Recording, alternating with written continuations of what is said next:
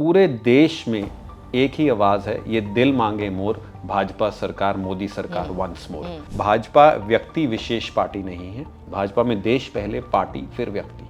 कांग्रेस में उल्टा पहले। भाजपा में न कद न पद मायने रखता है, सिर्फ भाजपा का परचम देश मायने रखता है, जिसके लिए हम चुनाव लड़ रहे हैं। जो मतदाता है वो समझदार है, वो केवल नीतियों पे और नियत पे वोट डालता है।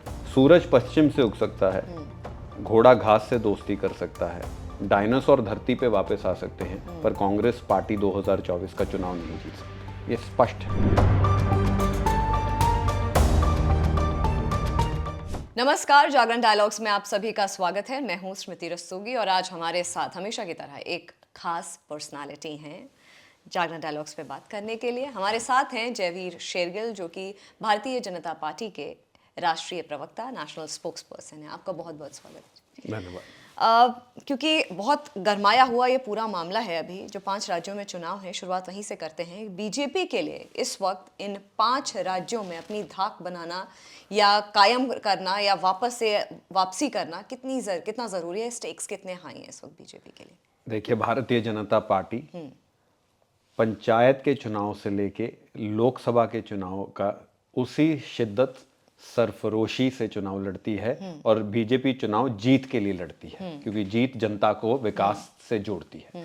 तो भाजपा का जो जज्बा है, सरफरोशी है और जोश है, और जैसे वो डायलॉग आया था, हाउ इज द जोश, हाय सर, भाजपा का जोश हाई है। और 3 दिसंबर को आप देखेंगी कि जनता एक बहुत स्पष्ट कड़ा संदेश देगी कि जनता गई है कांग्रेस को भूल, खिल रहा है कमल का फूल। वाह। रवीर, दूसरा सवाल मेरा ये कि कहीं ना कहीं ये जो चुनाव इस बार जो हुए हैं, इनमें एक बात सामने आई है कि भारतीय जनता पार्टी में किसी तरह की इन फाइटिंग की जो बात है वो सामने आई है, क्योंकि ये बात इस चीज़ से लिंक हो रही है कि शिवराज सिंह चौहान, वसुंधरा, दोनों को ही बीजेपी ने साइडलाइन करके अपने यूनियन मिनिस्टर्स, अपने कैबिनेट मिनिस्टर्स और मेंबर ऑफ पार्लियामेंट, एमपी सबको उतारा है कैंपेनिंग के लिए। आप इस बात से कितना अग्री करेंगे कि जो सिटिंग चीफ मिनिस्टर, जो इनकम्बेंट चीफ मिनिस्टर, वो और वसुंधरा का अपना एक बहुत बड़ा तबका है, फैन फॉलोइंग है, उनको इग्नोर करके या उनको साइडलाइन करके पार्टी ने और चेहरों की खोज करने का प्रयास किया? देखिए, ये जो इन फाइटिंग का आरोप है या इन फाइटिंग की चर्चा है, मैं इनको राजनीतिक गलियारों में, अखबारों की अफवाहों में तक सिर्फ सीमित मानता हूँ।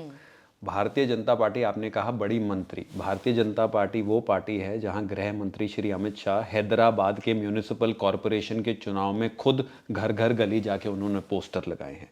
तो भाजपा का केंद्रीय मंत्रियों को चुनाव में उतारना, भाजपा में न कद न पद मायने रखता है, सिर्फ भाजपा का परचम देश मायने रखता है, जिसके लिए हम चुनाव लड़ रहे हैं। और जहां तक आप अपने इन फाइटिंग की आरोप लगाई, देखिए, भाजपा व्यक्ति विशेष पार्टी नहीं है। हर एक को मौका मिला, हर एक के नेतृत्व में चुनाव लड़ा जा रहा है। इन फाइटिंग तो उसे कहा जाता है जब एक सीनियर नेता जूनियर नेता को निकम्मा कहे। इन फाइटिंग उसको कहा जाता है जब जिस व्यक्ति को उप मुख्यमंत्री के सपने या 2.5 साल में तुम्हें मुख्यमंत्री छत्तीसगढ़ में बना दें, उसको नहीं बनाते, तो वो कैमरा में आके अपनी निराशा जताता है। भारतीय जनता पार्टी की इन फाइटिंग नहीं, बल्कि केवल एक ही फाइट है कि इन 5 राज्यों में भाजपा का परचम लहराएगा, जो आप देखेंगे।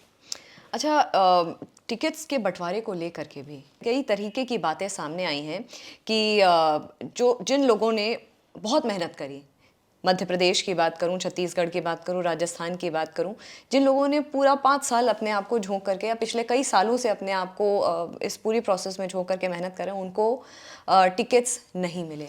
तो कहीं ना कहीं एक निराशा भी बातें हो रही हैं, क्योंकि ये बात इसलिए अहम होती है कि आगामी जो लोकसभा चुनाव हैं उसको लेकर के ये एक गेम चेंजर हो सकते हैं, जो सल्किंग आपके जो कार्यकर्ता हैं। देखिए, नहीं, सल्किंग कार्यकर्ता नहीं, हर एक का मान सम्मान, भावनाओं का आदर सत्कार भारतीय जनता पार्टी के एक डीएनए में है। भारतीय जनता पार्टी में कार्यकर्ता के लिए कहा जाता है, क्योंकि मैं पंजाब से हूँ, कि सर आंखों पे बैठते हैं कार्यकर्ता जिनको टिकट नहीं मिली, नाराज़गी पूरी जायज़ होती है, पर कार्यकर्ता के कई मन में है कि भाजपा पार्टी मेरी माँ है और नरेंद्र मोदी जी हर कार्यकर्ता का ख्याल रखते हैं। जो आप ये नाराज़गी देखेंगे, आप देखेंगे 3 दिसंबर के बाद जब पांचों राज्यों में शपथ समारोह होगा, भाजपा के मुख्यमंत्री शपथ लेंगे, यही कार्यकर्ता चकाचक होके झंडे लेके उस जज्बे से वहां पहुंचेंगे। दूसरा, आपने बहुत अहम सवाल पूछा कि 2024 पे कि क्या ये सल्किंग ये कुछ है। देखिए, आज भाजपा का हर कार्यकर्ता मेरे जैसा एक कर्तव्य पथ पे चल रहा है और पूरे देश में एक ही आवाज है, ये दिल मांगे मोर, भाजपा सरकार, मोदी सरकार वंस मोर। जो सल्किंग कार्यकर्ता है, भाजपा और कांग्रेस में यही बड़ा सबसे बड़ा अंतर है। कार्यकर्ता को अपनी निजी आशाओं से ज्यादा, निजी जीत से ज्यादा वो देश की पहले सोचता है। भाजपा में देश पहले, पार्टी फिर व्यक्ति। कांग्रेस में उल्टा, पहले व्यक्ति, फिर उसके व्यक्ति के प्राइवेट सेक्रेटरी और ओएसडी, फिर पार्टी, और फिर कहीं चीन, और फिर जॉर्ज सोरोस, और फिर जाके कहीं देश के नंबर लगता है। तो भाजपा के कार्यकर्ता को पता है 24 में मोदी जी का दोबारा आना, देश का जो ये विकास रथ चल रहा है, उन्नति का रथ चल रहा है, इस रथ की गति बढ़ानी है, रथ को और मजबूत करना है। तो उसी एक मात्र कार्य, जैसे अर्जुन लक्ष्य पे निशाना रखता है, वही निशाना है हर कार्यकर्ता का। तभी मैंने आपको कहा 2024 में ये दिल मांगे मोर, मोदी सरकार वंस मोर, ये आपके सामने स्वीकार दिखने को मिलेगा। जयवीर, एक और सवाल कि जिस तरह से रमन सिंह की सरकार रही, कई टर्म्स सर्व करने के बाद छत्तीसगढ़ में, उसी तरीके से अब शिवराज सिंह की जो सरकार है, वसुंधरा राजे की भी सरकार, जो ऑल्टरनेट्स गवर्नमेंट का जो एक चलन है राजस्थान में, वो रहा। क्या डिक्लाइन इन पॉपुलैरिटी भी एक नैरेटिव हम माने कि ये जो फेसेस ना रिपीट करने के पीछे, शिवराज सिंह चौहान या वसुंधरा को आगे ना करने के पीछे? नहीं, देखिए, आप गुगली फेंक रही हैं, पर इतने 12 साल के इस प्रवक्ता के पद पे वो गुगली को कैसे कवर ड्राइव खेलना या ऑफ खेलना, वो भी हमें आ गया। पर मैं आपको, देखिए, 2 बातें कहूँगा। जनता इस भारत के लोकतंत्र की एक ही खूबसूरती है, जनता बटन दबाती है, नेता फर्श से अर्श पर और अर्श से फर्श पर। जनता, जो मतदाता है, वो समझदार है, वो केवल नीतियों पे और नियत पे वोट डालता है, और वही कारण है। अगर छत्तीसगढ़ में रमन सिंह जी की सरकार गई, वो एंटी इनकम्बेंसी फैक्टर की वजह से गई। आज जब बघेल साहब की सरकार जाएगी, वो जो भ्रष्टाचार की बू आती है उस सरकार से, और जो वादा खिलाफी है, उसकी वजह से जाएगी। राजस्थान में गहलोत साहब की सरकार जाएगी, वो जाएगी जो महिला खिलाफ अपराध हो रहा है, जो पेट्रोल सबसे महंगा है, जो इन्फ्लेशन राजस्थान में सबसे हाई है, जो पेपर लीक स्कैम है, उसकी वजह से जाएगी। तो चाहे तेलंगाना की सरकार हो, तो जनता जिस तराजू में किसी पार्टी को तोलती है, वो नियत, नेता और नीति में तोलती है। उसको देखते हुए भाजपा का जो कार्य है, और खास करके जो मोदी सरकार की केंद्रीय नीति इन 5 राज्यों में पहुंची है, घर घर तक विकास पहुंचा है, उस तराजू में तोल के जनता वोट डालती है। और मुझे लगता है सबसे खूबसूरती ही इस लोकतंत्र की है कि जनता राज्य चुनाव और केंद्रीय चुनाव का जो फर्क है उसको स्पष्ट समझती है। अब आप देखिए, उदाहरण दूंगा मैं आपको, 2018 में कांग्रेस का बहुत अच्छे नतीजे आए, और 2 माह के बाद ही जब 2024 का चुनाव हुआ, मोदी लहर उन्हीं 3 राज्यों में, कांग्रेस का एक आधा एमपी भी नहीं आया उन्हीं राज्य से। तो ये फर्क है, और इसके लिए मैं मतदाताओं को सर झुका के माथा भी टेकता हूं कि मतदाता केवल सिर्फ जगमगाती लाइट पे वोट नहीं डालते, होते everything which glitters is not gold. मतदाता परखता है, सोचता है, समझता है। इसलिए आज भाजपा का जो विजय रथ है मोदी जी की लीडरशिप के तहत, वो चलता है और मजबूत है। आपने इससे मुझे मेरा अगला सवाल जो है वो बहुत स्पष्ट कर दिया है। अगला सवाल मेरा ये है कि जो नतीजे आएंगे 3 दिसंबर को, क्या आपको लगता है, क्योंकि अब मुश्किल से 3-4 महीने हैं लोकसभा चुनाव को, जनरल इलेक्शंस को, कोई एक पिक्चर क्रिएट कर सकते हैं भारतीय जनता पार्टी के लिए ये नतीजे रिफ्लेक्ट करने के लिए, या आगे का रास्ता क्या होगा पार्टी के लिए, उसको लेकर के? क्योंकि आपने 2024 की पिक्चर की बात की, 2000 पिक्चर की जो पिक्चर है, उसका ट्रेलर तो दिख रहा है, और पिक्चर सुपर हिट होने वाली है, और भाजपा के सुपर हिट जो पिक्चर है वो होने वाली है। उसका मैं, देखिए, 2024 में 2-3 बातें स्पष्ट हैं। सूरज पश्चिम से उग सकता है, घोड़ा घास से दोस्ती कर सकता है, डायनासोर धरती पे वापस आ सकते हैं, पर कांग्रेस पार्टी 2024 का चुनाव नहीं जीत सकती, ये स्पष्ट है। आप ये नतीजे दरकिनार कर दीजिए 3 दिसंबर, मैं उस पर भी स्पष्ट बात करूंगा।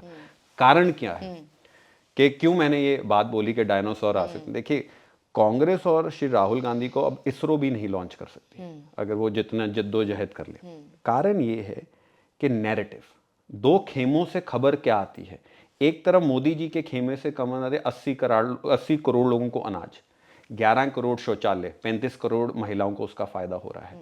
डिफेंस एक्सपोर्ट 300%, अर्थव्यवस्था 5वें स्थान पे, 220 करोड़ कोविड की टीकाकरण जो हुआ, और 25 ग्रीन एक्सप्रेसवे बन रहे हैं।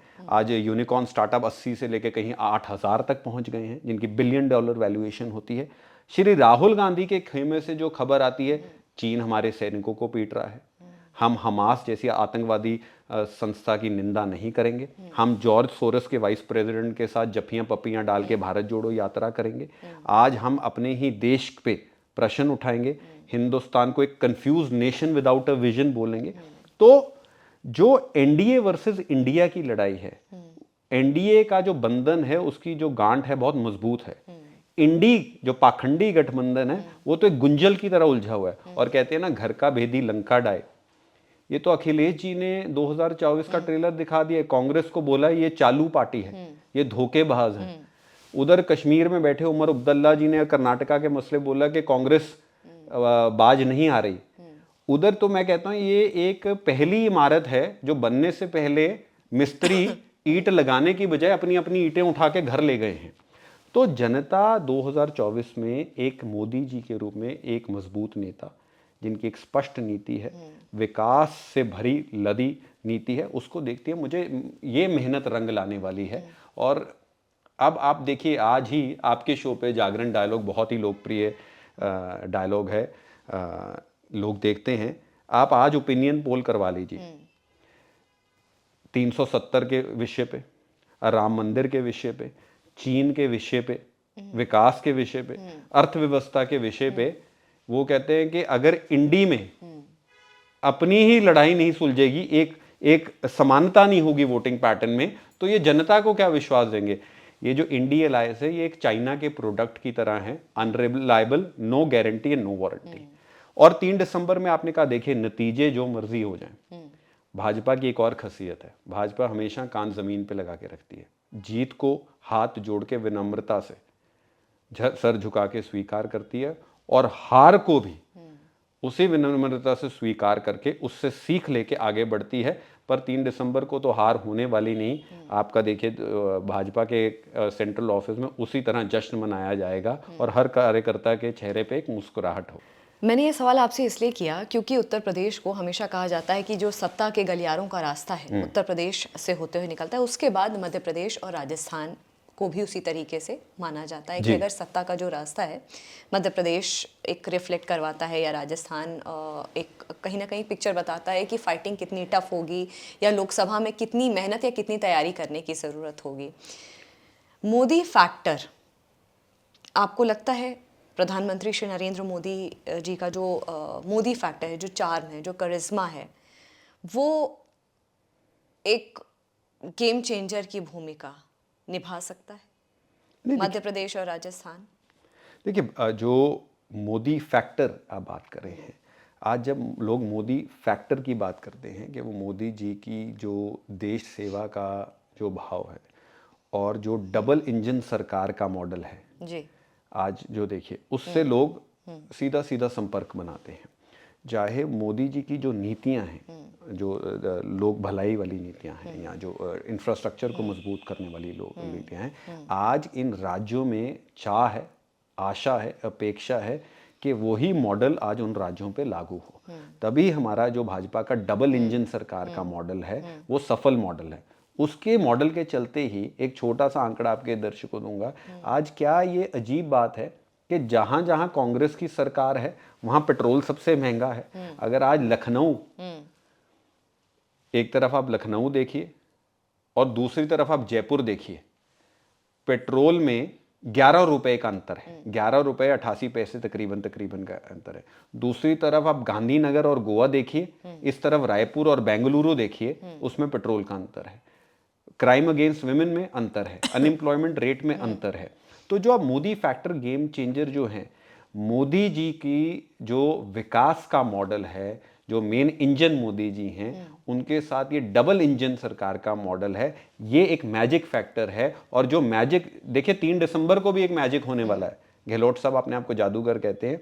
3 दिसंबर को कांग्रेस छू मंतर होने वाली है और कमल का फूल सब पूरे दर्शकों के सामने पूरी तरह से खूबसूरती से खिलने वाला है। ये जादू आप देखेंगे 3 दिसंबर को। अच्छा, 2024 के चुनाव पे बात करती हूँ कि 2024 का जो चुनाव है उसमें स्ट्रैटेजी को लेकर के बीजेपी की क्या रणनीति है, बीजेपी किस तरह से आगे बढ़ने के लिए सोच रही है। विज़ावी मैं इसलिए इस चीज़ को ला रही हूँ कि जो नए चेहरों की जो खोज है, एग्जाम्पल मध्य प्रदेश हो गया और राजस्थान हो गया, छत्तीसगढ़ हो गया, जो नए चेहरों की खोज है या नए चेहरों को आगे किया जा रहा है, वो एक रिफ्लेक्शन या वो एक डोर माना जाए कि आने वाले जो आगामी लोकसभा चुनाव हैं उनके लिए कुछ इस तरह की रणनीति बीजेपी पार्टी अपना सकती।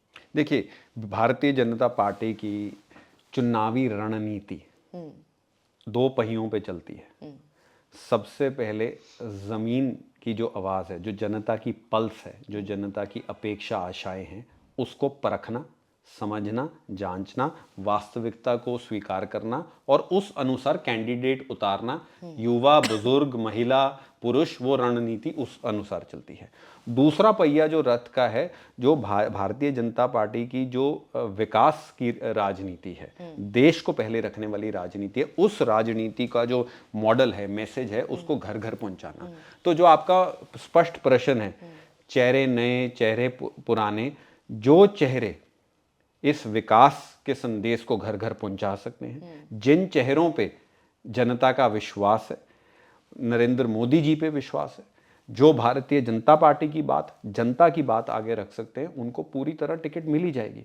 भाजपा, देखिए कांग्रेस की तरह भाजपा में टिकट ऐसे नहीं तय होते कि आप किसी के सेक्रेटरी को जानते, किसी के चाचे, मामे, भतीजे, किसी का फूफा, किसी की फूफी, किसी का मामा, किसी की मामी। भाजपा में अगर आप जीत ला सकते हैं, आपके जनता के लिए अच्छा सोचते हैं, तो आपको मेज़ पे जगह मिलेगी। और किसकी रिश्तेदारी किससी है, वो किसी के रडार में नहीं है। तो 2024 की रणनीति पूरी स्पष्ट है कि जो 2014 से लेके जो देश का उद्धार और सुधार और जो सपना है मोदी जी का 2047 तक रोड मैप तैयार है, उसको मजबूती से आगे बढ़ाना। और वही एकमात्र राजनीति है कि तिरंगा मजबूती से लहराता रहे और भाजपा उनकी तिरंगे की सेवा करती रहे। अयोध्या के कपाट 22 जनवरी को खुल रहे हैं, काशी कॉरिडोर और अब मथुरा। आपको लगता है कि कहीं ना कहीं एक तो उत्तर प्रदेश एक बहुत अहम भूमिका में, फिर एक कहते हैं रिलीजन को लेकर के जो फैक्टर है, या एक धर्म को लेकर के एक फैक्टर है, या इसे कहें कि कहते हैं कि बढ़ावा दे करके जिस तरह से अयोध्या का उन्होंने अपना प्रॉमिस पूरा किया, काशी में कॉरिडोर ला करके अपना प्रॉमिस पूरा किया, वैसे ही ये जो मथुरा है वो एक अहम भूमिका निभा सकता है बीजेपी को सत्ता के गलियारों का जो रास्ता है उत्तर प्रदेश से साफ करता हो, क्योंकि सबसे ज़्यादा लोकसभा की सीट उत्तर प्रदेश में है। ऐसे में ये जो रिलीजियस टूरिज्म या रिलीजियस जिस तरीके से वो फैक्टर एक एक्स फैक्टर का काम करता है बीजेपी पार्टी के हक में, आपको लगता है इस बार भी मथुरा का वो फैक्टर काम करेगा? नहीं, देखिए पहले तो विनम्रता से एक बात से वो कहते हैं हमारे लोकतंत्र की खूबसूरती है, we respectfully agree to disagree with each other. तो एक डिसएग्री आपसे होऊंगा। भारतीय जनता पार्टी के लिए धर्म को कभी वोटों के तराजू में नहीं तोला गया, पहली बात। चाहे राम मंदिर का विषय हो, आस्था का विषय हो, ये आज से भारतीय जनता पार्टी के मैनिफेस्टो में नहीं है। भाजपा ने अपनी सोच और विचारधारा को हमेशा स्पष्ट तरीके से रखा है और इन मुद्दों से कोई कभी पल्ला नहीं झाड़ा कांग्रेस की तरह, क्योंकि वो एक चुनाव हार रही है, जीत रही है।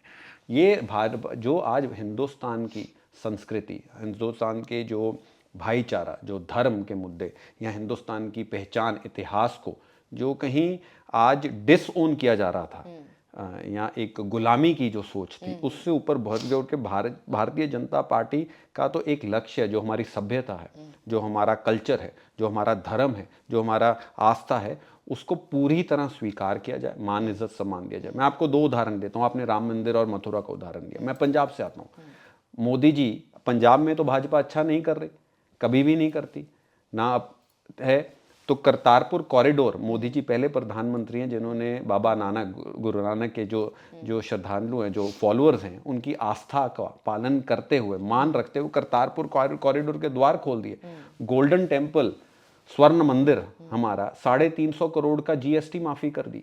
अफगानिस्तान में जब गोला बारूदी हो रही थी, अच्छे अच्छे देश अपने नागरिकों को छोड़ के भाग गए, तब हमारे श्री गुरु ग्रंथ साहिब को एक बारी नहीं 4 से 5 बारी सुरक्षित तरीके से गोला बारूदी में बचा के यहां लेके आए। वो तो कोई वोट का मुद्दा नहीं था। मुद्दा है कांग्रेस और इस पाखंडी अलायंस के लिए। हाँ, भाजपा कांग्रेस कर रही है कि सनातन धर्म पे वार, कांग्रेस के साथ ही सनातन धर्म पे वार कर रहे हैं। आज राजस्थान की वोटिंग पैटर्न चल रही है, कांग्रेस के कैंडिडेट कह रहे हैं हम आपको 5 बीघा कब्रिस्तान के लिए जगह देंगे। तो शमशान कब्रिस्तान की राजनीति आज जब मेरी और आपकी ये वार्तालाप हो रही है, तब कांग्रेस पार्टी कर रही है। तो 22 जनवरी को जो राम मंदिर है, उन्हें मुझे लगता है हर भारतीय जिस मर्जी धर्म और मजहब के हों, भगवान राम की आस्था से जुड़े हुए हैं, कहते हैं कन कन भगवान राम से जुड़े हुए हैं, और हर पार्टी को न्योता है, हर इस देश के नागरिक को न्योता है। और मुझे लगता है ये खुशी की बात है। और जहां तक आपने धर्म की बात की, जो पार्टी धर्म पे वोट नहीं मांगती, जो पार्टी कहती है तुष्टीकरण की राजनीति, कि आप हिजाब डालिए, आप ना हिजाब डालिए, आपका माइनॉरिटी का इस देश के रिसोर्सेज पे हक है या नहीं है, सनातन धर्म को हम पूरी तरह खत्म कर देंगे, उस पार्टी को मतदाता सजा जरूर देगा, क्योंकि जो धर्म का अपमान कर सकता है और जो धर्म का नहीं हो सकता, वो किसी का नहीं हो सकता। जयवीर, आपने कांग्रेस पार्टी के भी आप प्रवक्ता रहे हैं, बहुत क्लोजली आपने काम किया, कई सालों तक आप जुड़े रहे हैं, आप भारतीय जनता पार्टी के भी आप राष्ट्रीय प्रवक्ता हैं। जय श्री राम के जो नारे हैं, अभी हाल फिलहाल देखा गया है कि कांग्रेस पार्टी भी, बीजेपी तो हमेशा से लगाती आई थी, अब हाल फिलहाल कांग्रेस पार्टी भी जय श्री राम के नारे लगाती है। ये आपको लगता है चेंज आया है या हमेशा से था? देखिए, वो कांग्रेस पार्टी की जो हुक्मरान है, जो आला कमान है, वो धर्म उनके लिए एक हॉबी है, या धर्म एक टूरिज्म है, जैसे रिलीजियस टूरिज्म कह देता हूँ। वो चुनावी मौसम देख के वो धर्म अपना लेते हैं। कभी जनेऊ डाल लेते हैं उल्टे तरीके से, कभी मंदिर में जल जाते हैं। उसी तरफ जब प्रधानमंत्री नतमस्तक होते हैं पार्लियामेंट की बिल्डिंग में, उसको कहते हैं खिल्ली उड़ाते हैं, what is he doing lying down, जो भूल जाते हैं तो हिंदुस्तान की सभ्यता धर्म है कि पूरा जो हम स्वीकार करते हैं और वो करते हैं। दूसरी तरफ कहते हैं सनातन धर्म खत्म हो जाएगा। तो जो आप कह रहे हैं जय श्री राम के जो नारे लगाना, वो भाजपा का लिए, जो भाजपा के लिए आस्था का विषय, एक धर्म एक निजी विषय होता है। कांग्रेस पार्टी एक राजनीतिक हताशा में, एक राजनीतिक मजबूरी में, उनको पता है ना नेता चल रहा है, ना डेवलपमेंट का मॉडल की बात कर सकते हैं। 50 में से 45 से अधिक असेंबली चुनाव राहुल गांधी जी की अध्यक्षता में हार चुके हैं। तो एक एक्ट ऑफ पॉलिटिकल डेस्परेशन, जो जनता इनका पूरा तरह पर्दाफाश हो सकती है। अगर कांग्रेस पार्टी सच्ची किसी धर्म की, हिंदू धर्म की इतनी पहरेदार है, तो इंडी गठबंधन तो उसी दिन टूट जाना चाहिए था जब स्टालिन साहब के सुपुत्र ने सनातन धर्म का खात्मा करने की आवाज लगाई थी। तो उसी दिन जगदीश टाइटलर को, जिन्होंने सिखों का नरसंहार किया, उसी दिन पार्टी से बर्खास्त कर देना चाहिए था। जब राहुल जी भारत जोड़ो यात्रा में पंजाब की पावन पवित्र धरती पे, उस दिन तो उनको म्यूनिसिपल चुनाव में उनकी ताजपोशी की जगदीश टाइटलर की जी। तो कांग्रेस पार्टी के लिए धर्म एक राजनीतिक छड़ी है, जिसको वो राजनीतिक हताशा में घुमाने की जरूर कोशिश करते हैं, पर ये जनता है, सब जानती है, नतीजे फिर भी नहीं आते। क्या रीज़न था जयवीर कि आपने कांग्रेस पार्टी छोड़ बीजेपी पार्टी ज्वाइन की? और आइडियोलॉजिकली अगर बात करूं तो दोनों ही पार्टियों की जो विचारधारा है, आपको उनमें क्या अंतर नजर आया? सबसे पहला 2 अंतर, और इस पे मैंने एक लेख भी लिखा है। मैं दोहरा रहा हूँ आपके इंटरव्यू में, सबसे पहला अंतर ये नज़र है, भारतीय जनता पार्टी में सबसे पहले देश की सोची जाती है, पार्टी से भी पहले, फिर पार्टी की सोची जाती है और फिर व्यक्ति की सोची जाती है। कांग्रेस पार्टी में मैंने आपको उदाहरण दिया, पहले व्यक्ति की, फिर उनका पीए, फिर उनका सेक्रेटरी, फिर ओएसडी, फिर पार्टी, फिर चाइना, फिर जॉर्ज सोरोस, फिर बीबीसी, फिर हमास की सोची जाती है और फिर कहीं जाके देश की सोची जाती है। पहला अंतर। दूसरा, आज कांग्रेस पार्टी एक एक्सट्रीम लेफ्ट आइडियोलॉजी से पूरी तरह उनके शिकंजे में आ चुकी है, एक दोगलेपन की तरह के। दूसरा, तीसरा, कांग्रेस पार्टी में आज जो आला कमान है, हुक्मरान हैं, उनको आज देश की अपनी राजनीतिक रोटियां सेकना उनके लिए प्रायोरिटी है, देश की उन्नति नहीं। चौथा सबसे बड़ा, एक युवा होने के नाते, और मैं आपके कैमरे में साफ करता हूं, कांग्रेस पार्टी में कोई भी युवा जो काबिल है, जो देश के लिए सोच सकता है, जो अपनी इज्जत करता है, जो अपना, जिसके लिए अपना स्वाभिमान, जो अपने स्वाभिमान के लिए, जो अपने अरमानों के लिए स्वाभिमान से समझौता नहीं कर सकता, वो, उसकी कांग्रेस पार्टी में जगह नहीं है। क्यों?